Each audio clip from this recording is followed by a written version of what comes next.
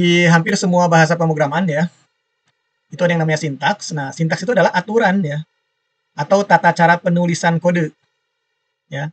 Kalau dalam bahasa manusia itu kita mengenal namanya grammar ya nggak? Ya kan? Grammar bahasa Indonesia, bahasa Inggris ya, hampir semua bahasa pasti punya grammar ya. Jadi di dalamnya ada struktur ya nggak?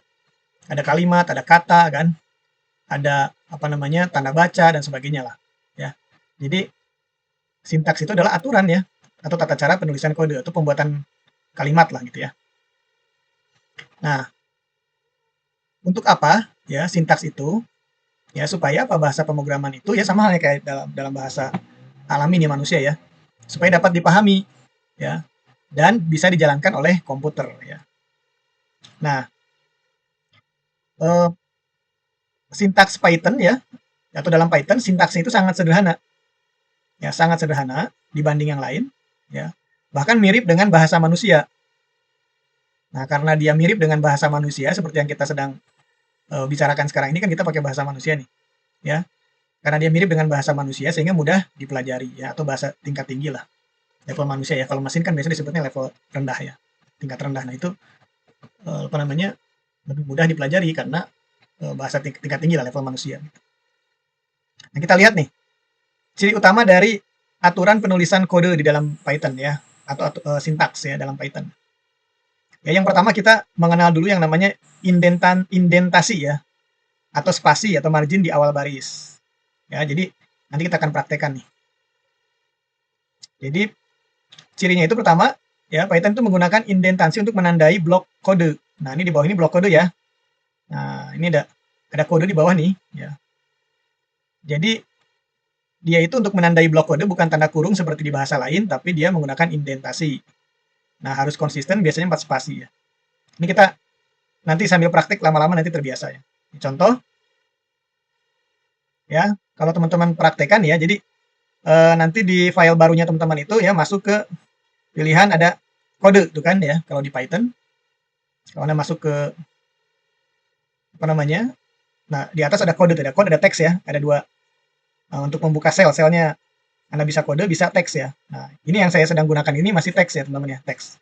Jadi kalau diklik 2 kali tuh kan, ini kan teks. Oke. Nah, kalau ingin mencoba kita pilih yang code ya, yang di bawahnya apa namanya? Kotak teks ini kita ada dua pop up message dia bisa code, bisa teks tuh. Bisa code atau hovering disebutnya hovering yang kita deketin dia muncul tuh hovering. Ada code, ada teks, kita pilih code ya. Klik code, add code cell, jangan masuk ke cell nih. Jadi sebetulnya apa? Kalau di Excel kita ada baris dan kolom, kalau di Google Colab ini ya, untuk Python ini kita mengenal namanya cell nih. Namanya code cell ya atau cell kode nih ya. Nah, di sini kita akan memasukkan kode ya. Jadi disebutnya kita melakukan coding, itu kan start coding, ya kan? Sekarang udah bisa pakai AI segala nih, ya kan? Kita manfaatkan AI ya. Saya hampir semua pekerjaan saya menggunakan AI ya. Nah, start coding di sini, ya teman-teman bisa masukkan yang di atas nih, misalnya if true gitu ya. If true ya, misalkan tulis ya. Nah, ini, nah kita membuat namanya akan melihat bahwa adanya blok kode menggunakan indentasi, ya. Jadi kita enter ke bawah. Nah, kan ini biasanya berapa spasinya? Konsistennya 4 nih. 1, 2, 3, 4. Nah, kan ya. Kemudian kita tulis print, misalnya gitu ya, print. Kemudian dikasih tanda kurung, tuh kan dia otomatis. Kemudian ya, kita tuliskan kalimat ini benar. Ya. Nah, ini indentasi. Indentasi itu blok kode ya. Ya. Nah, ini kalau teman-teman ingin menjalankan, ini sudah menjadi coding ya. Kita jalankan ya. Nanti akan muncul outputnya ya. Kalau kita nih run cell nih ya, run cell untuk menjalankan, ya kan? Kalau kita klik kiri ini, nah dia akan connecting dulu di atas nih ya, kursor saya di bagian kanan. Karena belum connecting, dia akan ke GPU-nya ya di sini nih. Kemarin kita sudah bahas ya GPU. Jadi engine-nya di sini mesinnya nih, ya kan? Nah sekarang ini outputnya tuh, ini benar ya. Jadi ini adalah tampilan outputnya ya. Nah kita lihat nih, contoh yang salah ya. Jadi kalau pernyataan if true ya, kemudian tidak ada indentasi di bawahnya ya. Contoh, ini kan udah ada output ini benar ya, tapi kalau kita tanpa indentasi ya, kita rapatkan ke kiri ya, tanpa margin, kemudian kita run, maka akan muncul error ya di situ ya. Itu ada error. Lihat indentation error ya. Expected an indented block after if statement. Jadi kalau ada statement if on line 1 ya. Nah, jadi ini line pertama kan ya, ini line kedua. Makanya ditulisnya file ini line 2 nih. Line 2 si print ini benar ini error gitu ya. Kenapa error? Karena harusnya ada indented block ya. Gitu contoh ya. Jadi untuk ini aturan dari penulisan kode ya. Ini kalau seperti ini ya salah. Oke. Jadi kita kasih spasi konsisten 4 biasanya. Ya. Oke, itu pertama ya. Aturan penulisan untuk indentasi namanya, indentasi. Atau spasi atau margin di awal baris ya. Oke. Nah, lihat teman-teman ini output ya. Output ini bisa kita sembunyikan. Nah, ada show atau hide output. Jadi kita klik, dia sembunyi tuh ya. Bisa klik lagi, show hidden output, muncul lagi tuh ya, tampil. Atau kita mau bersihkan, clear selected outputs ya. Udah, nggak ada outputnya. Harus teman-teman run lagi supaya muncul ya. Kemudian bagaimana kalau percobaan ini mau kita buang ini ya, di delete. Delete di sini nih, ya kan? Delete cell, kita delete, hilang tuh ya. Jadi kalau mau nyoba lagi, code lagi, ya, kemudian masukkan, tulis lagi ya, gitu. Oke, sambil dicoba.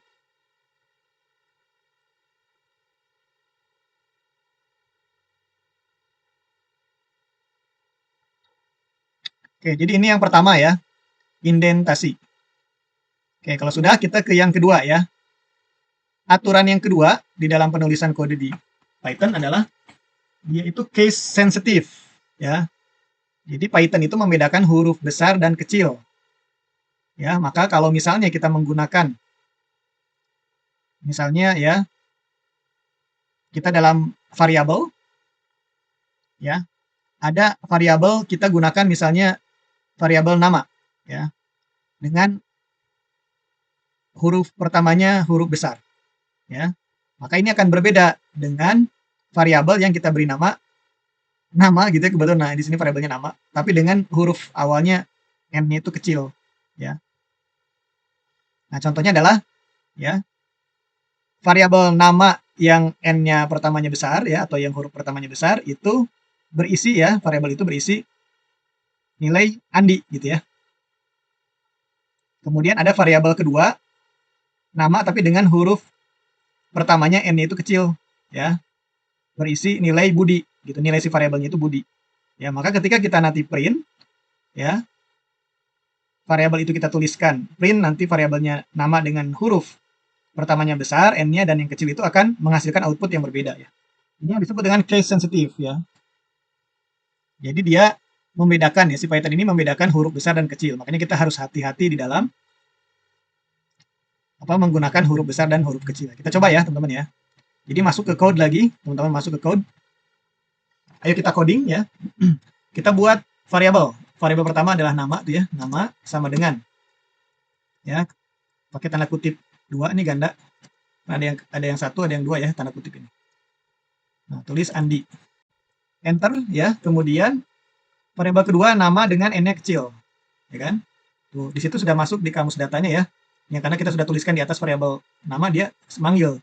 Ya kalau kita menggunakan lagi. Tapi kan ini kita mau bikin yang kedua. Ini definisi nih, kita mendefinisikan variabel. Nama ya dengan nilai. Si variabel itu adalah Budi.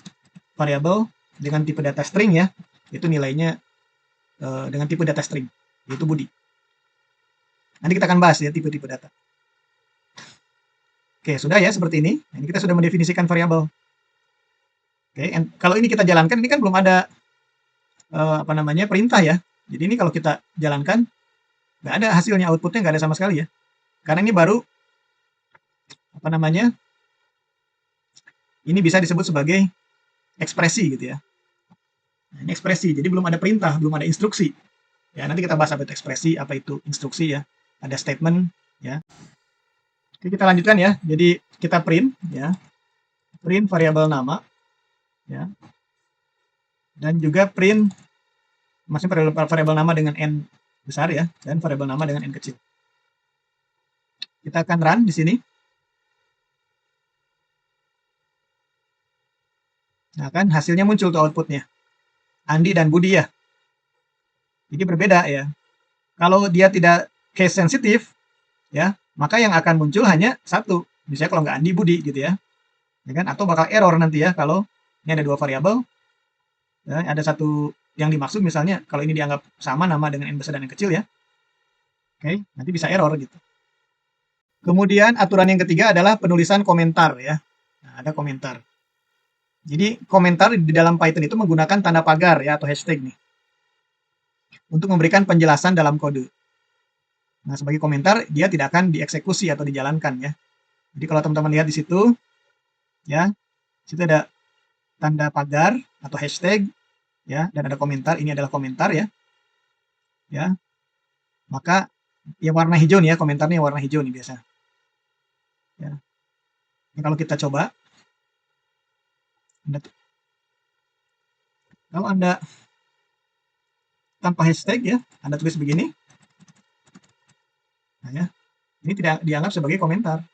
Ya, tapi kalau Anda kasih hashtag, nah baru berubah kan. Ini kalau spasi sih supaya lebih rapi saja ya. Tidak diberikan spasi pun, kalau di depannya ada hashtag, dia akan menjadi komentar dan tidak akan dieksekusi ya. Nah kemudian, ya ini udah jelas tidak akan dieksekusi. Jadi kalau Anda tulis print, kemudian Anda masukkan di situ nilai tidak akan dieksekusi ya.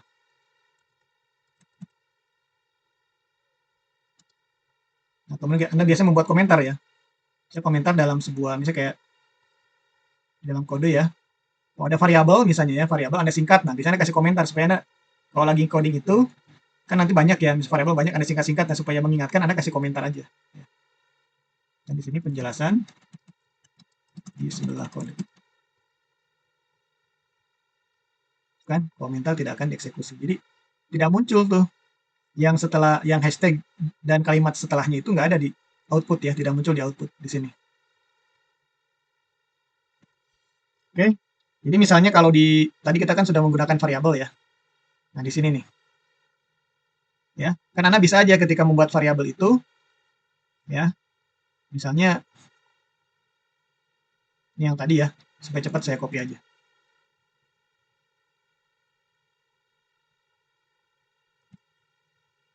Ya, misalnya.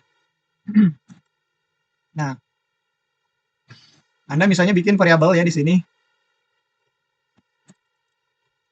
Karena tidak mau panjang ya, Anda bikin misalnya di sini apa ya? Ya, misalnya cut gitu ya. Cut kemudian di sini waket. Nah, kira-kira maksudnya apa nih cut waket? Kalau diberi komentar apa itu? Isi dalam kalimat cut itu Andi Pak saat di print. Cut itu apa kira-kira? Misalnya singkatan dari ketua gitu ya misalnya ya. Jadi ini komentar Anda. Jadi supaya tidak panjang nama variabelnya, Anda singkat jadi cut gitu ya. Kemudian apa? Waket adalah singkatan dari wakil ketua gitu ya misal. Ya, nah itu komentar. Komentar dibutuhkan seperti itu karena Anda tidak mau atau misalnya Anda bisa aja tulisnya ya yang lain misalnya A gitu ya, bisa A, ini B, bisa. Ya terserah Anda. Ya, supaya tidak panjang bisa gitu ya. Tulis aja A sama B gitu ya. Jadi komen-komen berfungsi seperti jadi biar mengingatkan Anda nih. Kalau Anda nanti balik lagi ke line code line ini ya, nanti Anda ingat, oh ini saya pernah bikin singkatan variabel itu apa ya? Oh, di komennya Anda bisa paham. Jadi pas baca komennya Anda jadi ngerti. Ya. Itu salah satu fungsi komennya. Ya nanti ini harus diganti kalau mau print cut ya, print waket gitu ya. Kalau Anda mau coba. Ya, contoh begitu. Maka nanti keluarnya adalah dia nggak berubah hasilnya, outputnya. Nah, selanjutnya adalah penulisan dari statement. Ya. Kita lihat di sini satu statement biasanya ditulis dalam satu baris, ya, dalam satu baris. Ini misalnya di sini statement tentang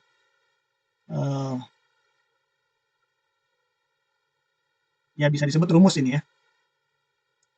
Dalam satu baris, kalau misalnya panjang, ini kan nggak panjang sebetulnya, cuman ini contoh. Jika terlalu panjang dapat dipisahkan dengan tanda backslash ya. Jadi garis miring yang terbalik nih, backslash. Kalau slash kan garis miring kan arahnya miringnya ke kanan ya, kalau ini miringnya ke kiri gitu. Backslash. Nah ya, jadi contoh di sini. Kita coba ya, kita coba. Kita tuliskan statement hasil sama dengan 5 ya, ditambah 3. Nah, kalau kita mau satukan bisa ya, tambah 2, tambah 4 gitu misalnya, kan pendek ya, udah aja gitu aja dulu. Kemudian kita tuliskan print, ya hasil. Oke, kita run. Ya tuh, hasil 5 tambah 3, 8 tambah 2, 10, 14 ya. Nah ini hasilnya akan sama kalau, misalnya nih, satu line ini kita nulisnya angkanya banyak gitu ya. Dan kita ingin potong, nah ini pakai backslash. Jadi kita potong di sini nih, plus, ya, kemudian kasih tanda backslash, ya, kemudian kita enter, dikasih spasi. Nah kalau sama ya, di bawah 5. Oke. Nah sekarang kita print hasilnya harus sama nih, bukan sama 14 ya. Jadi untuk memotong ya, nge-trim dari statement. Jadi yang tadinya satu baris karena kepanjangan kita potong menjadi 2 baris gitu ya, atau 3 baris gitu.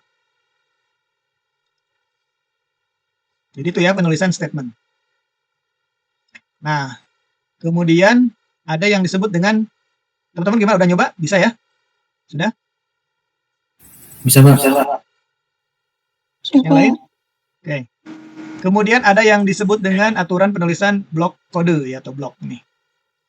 Apa itu blok kode? Ya, kumpulan instruksi yang berhubungan. Ya, jadi aturan ini kumpulan instruksi yang berhubungan dikelompokkan dalam satu blok. Ya, ditandai dengan indentasi. Jadi blok ini nih, yang print, 2 print ini di atas yang saya highlight ini satu blok ya. Jadi ditandai dengan indentasi gitu ya.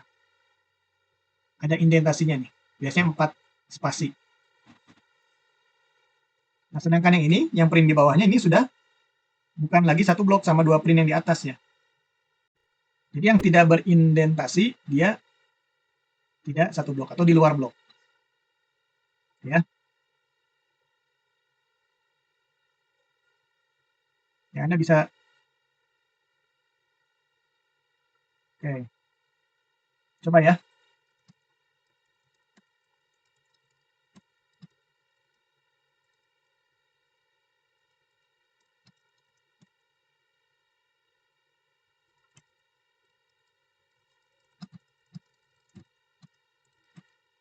Silakan sambil dicoba.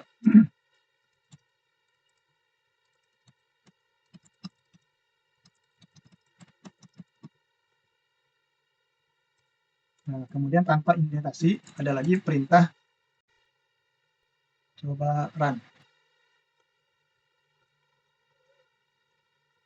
Nah, gitu ya.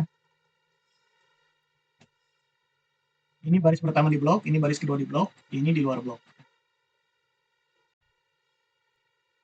Oke ya. Selanjutnya, ini yang terakhir ya untuk aturan penulisan. Ada yang disebut dengan aturan tanda kutip untuk string. Nah, kan di sini. Tadi sempat saya singgung sedikit ya. Jadi tanda kutip untuk string ini, string itu tipe data ya, tipe data string. Nanti kita akan bahas jenis atau tipe data. Nah, jadi string itu teks ya. Nah, string atau tipe data teks ya, bisa ditulis menggunakan tanda kutip tunggal, ya seperti ini nih, tanda kutip tunggal, atau ganda. Ya. Jadi tanda kutip itu hanya untuk, atau bisa digunakan untuk tipe data string ya, sini. Nah, contoh di situ ada variabel teks 1 dan teks 2. Ini nilai dari si variabelnya gitu ya. Halo dan selamat datang. Jadi Anda bisa coba teks 1, variabel yang pertama ini teks 1 sama dengan halo, ya. Kemudian ada teks 2, selamat datang.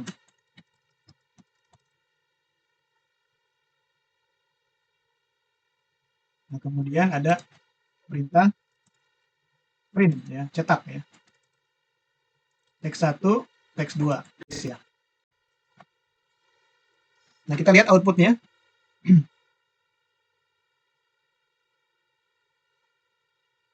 Jadi digabung ya. Halo, selamat datang, digabung. Variabel ke-1 dan variabel kedua. Ya, supaya outputnya jadi kalimat yang digabung ya. Ini perintahnya. Print teks 1, teks 2. Gitu ya. Jadi ini basicnya dulu. Ya, aturan penulisan kode atau sintaks ya disebutnya. Sintaks pada Python. Oke, sudah dicoba nih, ke-6 nya sudah ya? Teman-teman sudah nyoba? Sudah, Pak. Sudah, Pak.